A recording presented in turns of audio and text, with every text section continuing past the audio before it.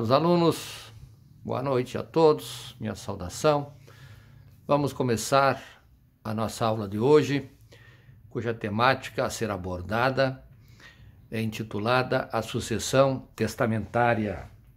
Como estamos a examinar nesse curso, nessa disciplina, sabemos que a sucessão testamentária, ela pode ser classificada segundo vários critérios. Algumas dessas classificações, elas têm uma utilidade bastante relevante para os nossos estudos, para a compreensão da matéria. Algumas, portanto, se destacam e se tornam ferramentas para uma melhor aplicação desses institutos, para o melhor uso, para que o usuário tenha maior segurança e para que o julgador, ao apreciar processos, também encaminhe no sentido de resolver de forma adequada a questão. Então, a classificação que inicialmente nós destacamos é esta classificação entre sucessão por ato inter vivos e sucessão mortis causa.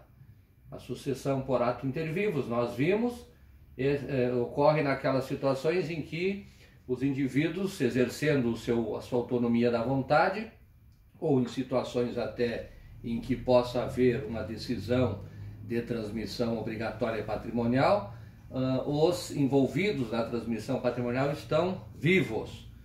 Já no caso da sucessão mortis causa, a peculiaridade é de que o transmitente ele estará morto. Portanto, nesse caso, se trata de uma situação em que o proprietário dos direitos, o titular dos bens, ele então falece. Vimos também que existem aquelas situações de mortis causa, sucessão mortis causa atípica, estudadas na aula anterior. Mas aqui a questão a ser destacada é essa: a sucessão vai ocorrer em razão da morte do titular dos bens. Não é porque ele deseja celebrar negócios jurídicos, é porque ele já não existe mais. Então esses bens precisam ser encaminhados para um novo gestor, para um novo proprietário. Essa sucessão mortis causa pode ser classificada em legítima ou testamentária, como já examinamos também ao longo das nossas aulas anteriores. A legítima significa que o legislador diz quem é que fica com os bens do morto, com os bens da pessoa falecida. Então, o legislador, segundo os seus critérios, indica esses sucessores do hereditando, do falecido. É esta espécie de sucessão que nós examinamos com mais detalhes nas aulas anteriores. Vimos aqui então que há um prestígio de certos valores que o legislador julga relevantes para determinar quem é que recolhe o patrimônio de quem morre, da pessoa natural que morre. E a sucessão testamentária, então, é a que passamos a examinar a partir da aula de hoje. Vamos observar que essa sucessão, ela apresenta cada vez maior relevância nos tempos atuais. Vem ganhando, inclusive, novos contornos, vem ganhando novos controles, vem exigindo uma série de providências registrais, inclusive, para que esta espécie de sucessão possa ser adequadamente promovida. Então, é isso que nós, no primeiro momento, estamos a apresentar para chegarmos ao tema. Vamos ver os textos legais básicos que regulam a matéria.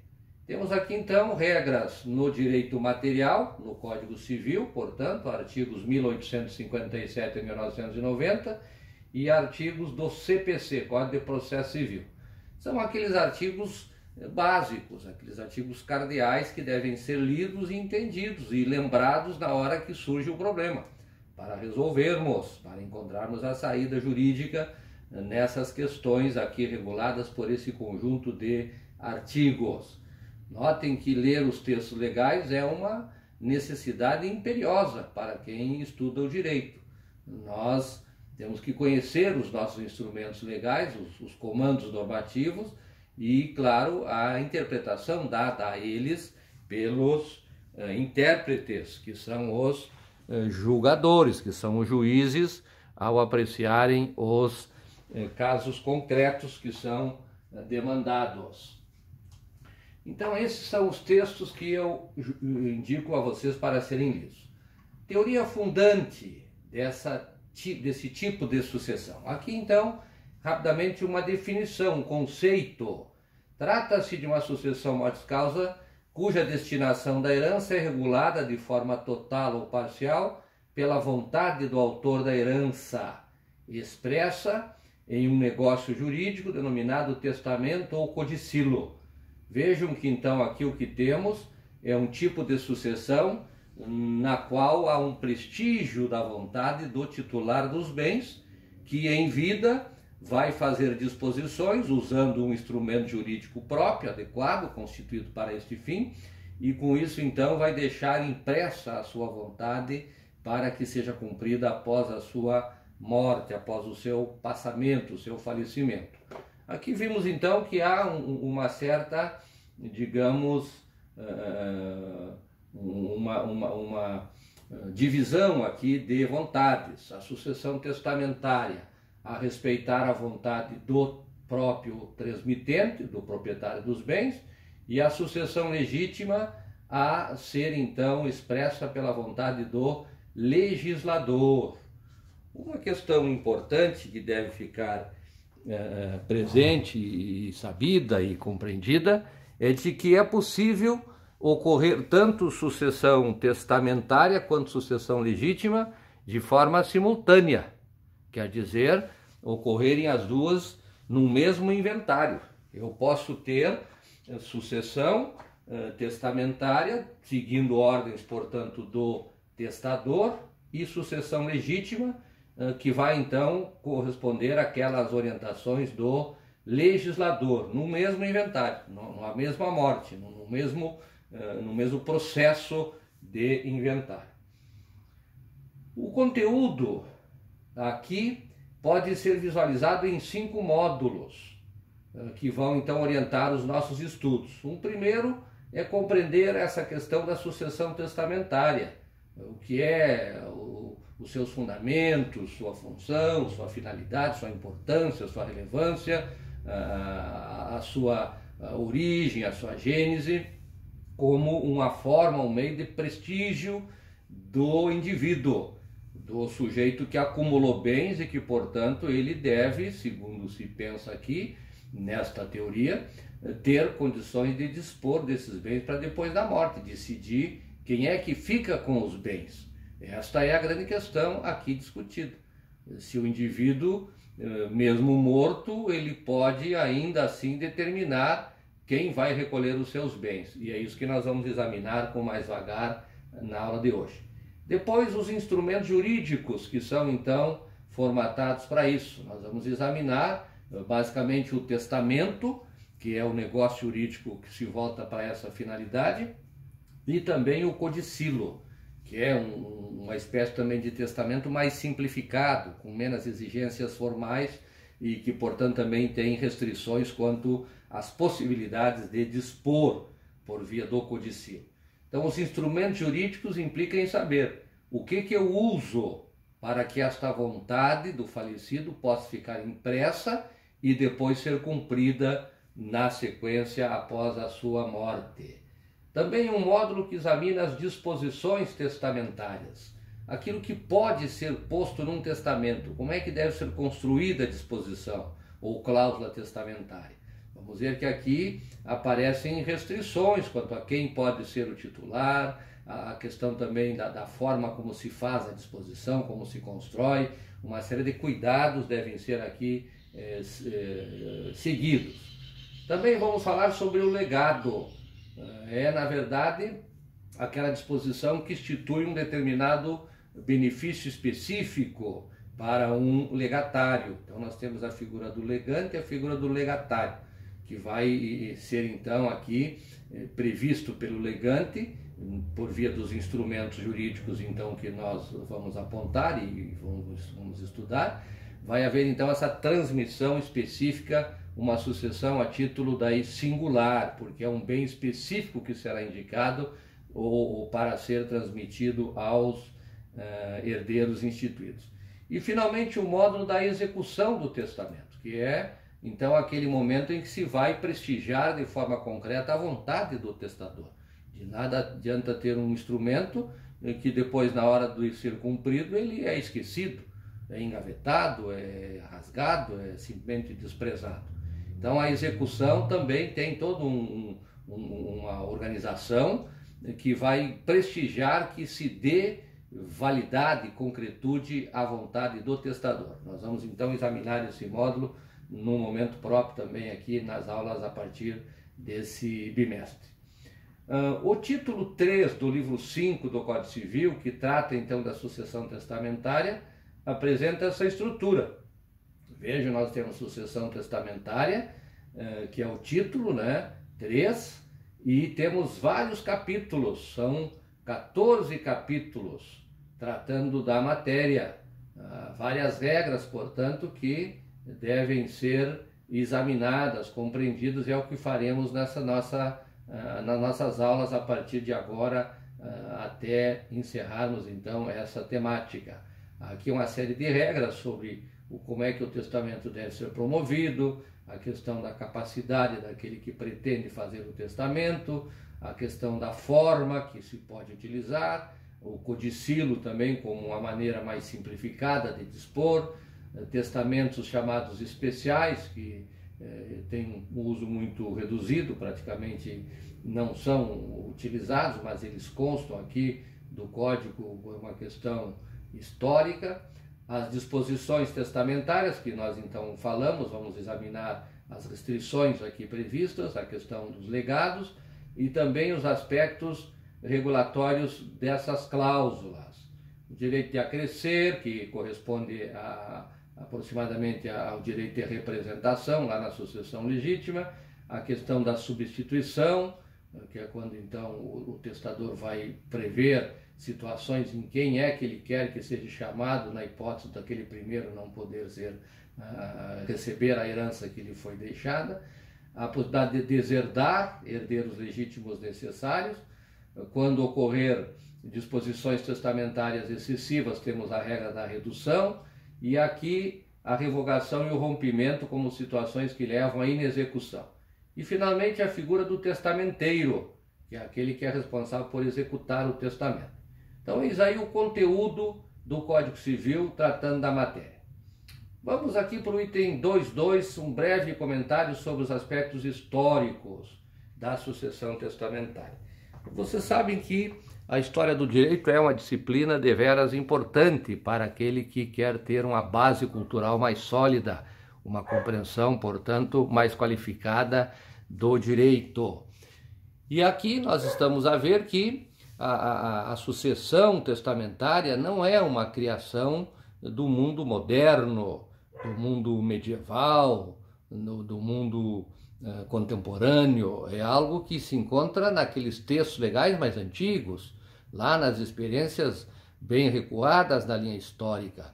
Os textos mais antigos trazem regras sobre como se dá esta transmissão patrimonial no caso de falecimento daquele que tinha a titularidade dos bens.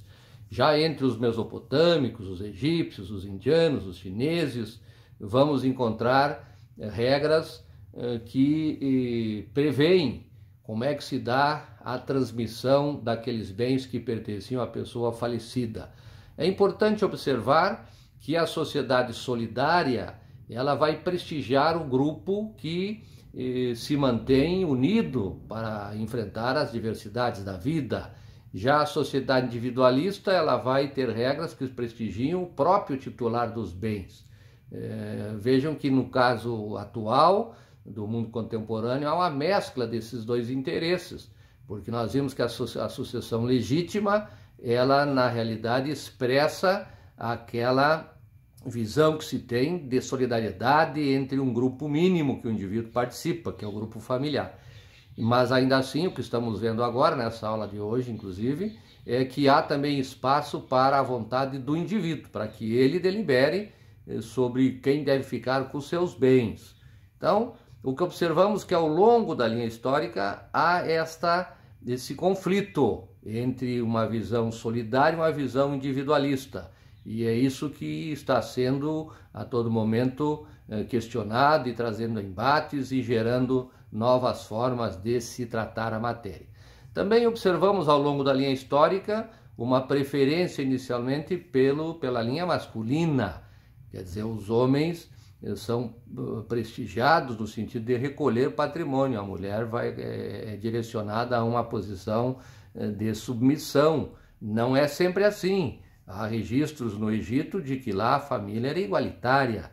Há informações, embora os egípcios não tenham nos legado códigos de leis, talvez seja uma situação em que eles talvez tivessem uma forma de resolver os seus problemas como no modelo do common law, que é por via das decisões e das decisões constantes, mas o certo é que se tem informação bastante sólida de que entre os egípcios, claro, eles admitiam a escravidão, então há que considerar que as vantagens são concedidas apenas àquele que goza do status de cidadão, como chamamos hoje. Vejam que quem não é cidadão, ele não tem a mesma prerrogativa que tem o cidadão dentro das sociedades, mesmo as atuais. E também a questão da primogenitura, que é a preferência dentre os filhos, o primeiro, para receber então ou a herança ou a maior parte dela. Então, ao longo da linha histórica, vamos perceber isso. É claro que poderíamos aprofundar esta matéria do ponto de vista histórico, visitando inclusive a experiência dos hebreus, a experiência dos mesopotâmicos, dos babilônicos, o Código de Hammurabi, a legislação grega, a legislação romana mais antiga, mas o objetivo nosso aqui nesse tópico 2.2, aspectos históricos, é chamar a atenção do aluno para que ele faça então a leitura de textos que inclusive constam aqui nas referências ao final desse nosso plano de aula, que eu recomendo a todos leiam com detida atenção. Depois, no item 2.3, temos a questão do direito internacional, direito comparado. Aqui nós destacamos esses artigos da Constituição Brasileira e da Lei de Introdução às Normas do Direito Brasileiro, a LINDB. Aqui faltou um B, aqui, tem um B aqui depois desse D, LINDB. Então, a Constituição Brasileira e a LINDB prevêem que, no caso, a sucessão por morte ou por ausência obedece à lei do país em que for domiciliado o defunto ou desaparecido. Mas há uma previsão de que haverá uma proteção dos nacionais brasileiros, se tiverem vínculos com esse que é estrangeiro. Então, se lá na legislação do estrangeiro for mais benéfica a sucessão por morte, se aplicará a ela também, mesmo sendo brasileiro. Mas, caso contrário, aplica-se a legislação brasileira. Então, aqui, importante fazer essa ligação com o direito internacional, direito comparado, porque o direito sucessório é um dos que tem uma certa dificuldade de ser unificado. Vejam que os modelos do direito de família, o direito da questão da adoção, o direito empresarial, a própria questão dos direitos humanos, podem ter uma estrutura global mais ampla. Já o direito sucessório encontra limitações mais restritivas, portanto. Item 2.4, a liberdade de disposição. O que queremos apontar aqui para que se possa compreender esta matéria? A liberdade de disposição, ela prestigia um princípio jurídico que é chamado de autonomia da vontade. Quer dizer que o autor desse ato jurídico, desse negócio jurídico chamado testamento, ele é prestigiado no seu desejo, no seu querer, quanto às disposições que pretende fazer. As disposições podem dizer respeito ao patrimônio, mas há também uma aceitação de disposições extrapatrimoniais, como veremos quando estudarmos o testamento. Aqui nós adiantamos um pouco esta matéria para dizer então que, por exemplo, no caso de disposições extrapatrimoniais, é possível nomeação de tutor, é possível deserdar herdeiro legítimo necessário, é possível reabilitar indigno, é possível reconhecer filho extramatrimonial, é possível criar fundação, tudo isso via disposição feita em testamento. Também, no caso da disposição patrimonial, a previsão é de que é possível dispor de uma parte dos bens, nós vamos depois ver sobre a parte disponível, e também é possível dispor parcialmente da parte disponível. Se não dispor de tudo, aquilo sobre o que não incidiu disposição, haverá então uma transmissão de acordo com as regras da legítima. Então, o que se destaca nesse item 2.4, a liberdade de disposição, é isto: a autonomia da vontade do sujeito de direito, neste caso, é protegida, é reconhecida, se assegura que ele possa promover disposições que atendam à sua vontade, o seu desejo, sem que tenha que apresentar motivação, sem que tenha que dizer a razão, o porquê. Não há, portanto, necessidade de se buscar o desejo interno pelo qual a pessoa fez aquela disposição. É um respeito a um princípio jurídico chamado de autonomia da vontade. Depois, nós temos o 2.5, os limites à liberdade de dispor. O que devemos considerar aqui nesse tópico? Aqui o que temos então é um prestígio de um outro princípio, que é o princípio jurídico da defesa do interesse público. O legislador, ao assegurar a autonomia à vontade, essa autonomia não é irrestrita, total, absoluta. Há que se coadunar, que se combinar, que se buscar um acerto entre o interesse privado, da vontade do sujeito, e o interesse público coletivo. Então, o que nós vamos ver aqui é que há, então, esta preocupação de proteger a família e proteger os vínculos de parentesco também. Mesmo na sucessão testamentária, nós vamos enxergar, quando examinarmos as regras mais adiante, quando formos para os módulos seguintes, porque estamos aqui no primeiro módulo. Estamos no módulo da sucessão testamentária e os seus contornos jurídicos. Depois nós vamos ver os instrumentos jurídicos da sucessão testamentária. Então, esse prestígio do princípio jurídico da defesa do interesse público, em realidade, busca assegurar que se proteja certos vínculos que o sujeito tem durante a sua vida e que, claro, lhe permite ser quem ele é, que asseguram a ele condições de existir, de prosperar, de ter, portanto, de acumular bens. Então, se entende que o primeiro grupo que vai assegurar isso é a família. O grupo familiar é sabido, é relevantíssimo, tanto é que a Constituição assegura à família uma proteção muito sólida e a considera como a célula máter da sociedade.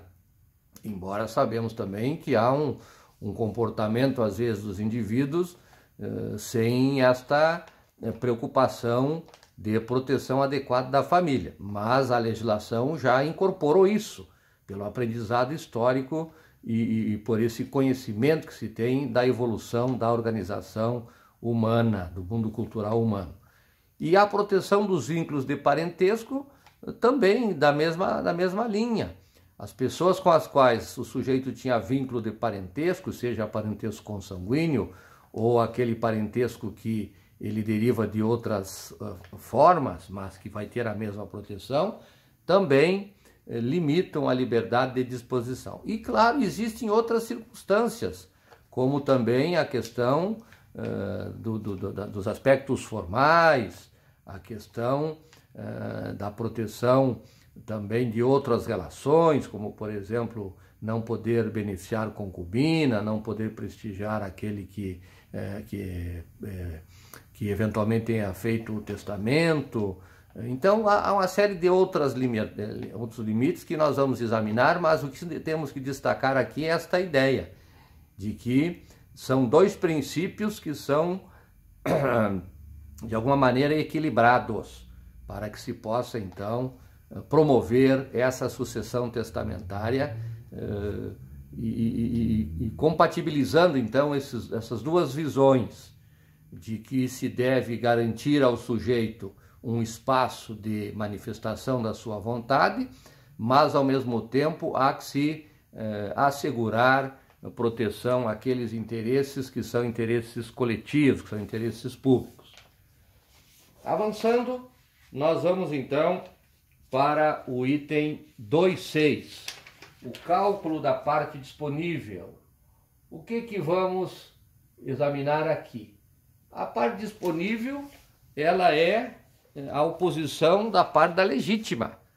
Então, quando nós lemos os artigos que dizem qual é a legítima, qual é o montante da legítima, nós vamos encontrar a parte disponível. Diz o 1846, pertence aos herdeiros necessários, de pleno direito, a metade dos bens da herança, constituindo a chamada legítima. Então, aqui o artigo está dizendo que parte do patrimônio do indivíduo, ele é, então, separado como legítima. Então, é necessário que existam os herdeiros legítimos necessários para que também exista a legítima. Se não existirem herdeiros legítimos necessários, a legítima também não vai existir. Então, estão ligados essas duas situações. A existência de herdeiros legítimos necessários é que vai promover a existência de uma parte chamada legítima. E o 1847 diz, então, calcula-se a legítima sobre o valor dos bens existentes na abertura da sucessão, abatidas as dívidas e as despesas de funeral, adicionando-se em seguida o valor dos bens sujeitos à colação. O que nós percebemos? Que a parte disponível, ela, embora seja assegurada, ela ainda assim também tem algum tipo de, digamos, de restrição, porque aqui a legítima ela vai ser calculada tomando os valores existentes quando abre-se a sucessão, tira-se as dívidas, portanto vai primeiro pagar-se os credores do falecido, da falecida, vai se fazer o pagamento das despesas fúnebres, daquilo que se gastar com os rituais fúnebres, e portanto só aí vamos ter então o valor da legítima, e que por oposição vai nos permitir saber qual é o valor disponível, que é aquilo que não integrar a legítima. E o que mais que se adiciona à legítima? Aqueles bens que vêm à colação. Então, os bens que vierem à colação, eles não aumentam a parte disponível, eles aumentam apenas a parte da legítima. Nós vamos ver depois a figura da colação mais adiante e vamos observar como é relevante essa questão da colação, porque ela quer justamente proteger a legítima, quer evitar que aquela pessoa que faz disposições por via de liberalidade em vida não prestigie algum herdeiro em detrimento de outro. Por isso, então, que se alguém receber bens em vida de quem ele vai suceder, ele, então, depois tem que trazer a colação, tem que juntar ao monte para fazer daí a partilha com os demais herdeiros legítimos necessários, desde, claro, que existam esses herdeiros legítimos necessários. Então, eis aí o item 2.6, tratando desta questão da parte disponível. Esta parte que está, portanto, à disposição do testador para que ele indique quem é que vai recolher, quem é que vai ficar com esses bens. Vamos para o item 2.7, pressupostos básicos da sucessão testamentária. O que queremos apresentar aqui? Aqui nós queremos destacar aquelas situações em que, para que a sucessão testamentária possa ser promovida, ela então ocorra. O primeiro elemento é observar a capacidade testamentária tanto do testador quanto do herdeiro testamentário. Então, eu preciso examinar, aquele que faz o testamento, ele tem capacidade testamentária, ele está no exercício da sua capacidade, ele tem a idade tipo. Eu preciso examinar esses aspectos que nós vamos ver depois com mais detalhamento. E a capacidade testamentária passiva é verificar se aquele que é instituído herdeiro, ele apresenta aquelas situações que autorizam a sua indicação, se ele não esbarra nas situações restritivas. Então a primeira questão a examinar é isso, a capacidade testamentária, para que se possa promover tanto a disposição quanto receber o benefício, a vantagem que é prevista lá na disposição testamentária. Um outro pressuposto que deve ser bem examinado é a formalidade na manifestação desta vontade. Portanto, só é possível fazer disposição testamentária para que se tenha a sucessão testamentária observando estritamente as formalidades que o legislador construiu, porque se trata de ato formal e solene. A disposição de última vontade não é uma disposição que se possa fazer sem sem adequados controles, adequadas formalidades. Então é isso que nós temos que verificar e vamos estudar nas aulas seguintes, quais são esses instrumentos, como eles podem ser feitos, como são feitos, né? Quais são os cuidados que devemos ter com relação à elaboração desses negócios jurídicos. E, finalmente, a observância das limitações legais ao poder de dispor. Então, quando alguém for fazer um testamento, ele tem que estar municiado dessas informações, ele precisa saber o que ele pode dispor, como é que ele pode dispor, em favor de quem ele pode dispor, como que ele pode fazer essas disposições. Não é, portanto, algo que se possa fazer como um ato feito inter vivos. Uma compra e venda, uma doação, uma troca, tem maior flexibilidade formal. Já no caso do negócio jurídico testamento é preciso cautela, é preciso estudo, é preciso exame para que não se promova um documento que depois não vai ser executado. E apresente irregularidades, ilegalidades, falta, portanto, de potência jurídica, o que certamente não é o que as pessoas querem quando fazem um testamento. Se alguém busca um profissional que oriente como é que ele pode fazer disposição de última vontade, ele deve receber essa orientação de forma segura, de forma que tenha certeza que vai haver o cumprimento da sua vontade depois do falecimento. Então, essas preocupações nós devemos ter quando vamos tratar da sucessão testamentária. O item 3 é o questionário de fixação, que vocês encontrarão lá na comunidade, mas agora nós vamos para a tarefa de síntese do que foi exposto.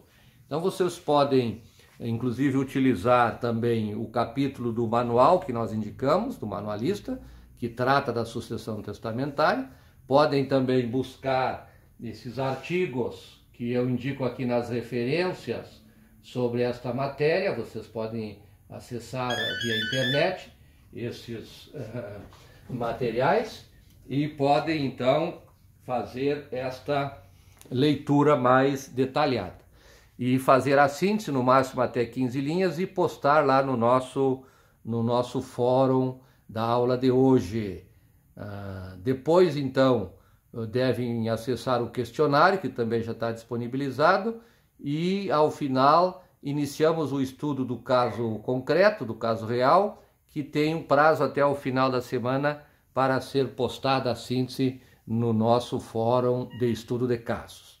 Muito bem, é isso então que tínhamos a expor por hora. Vamos à atividade de síntese. Bons estudos!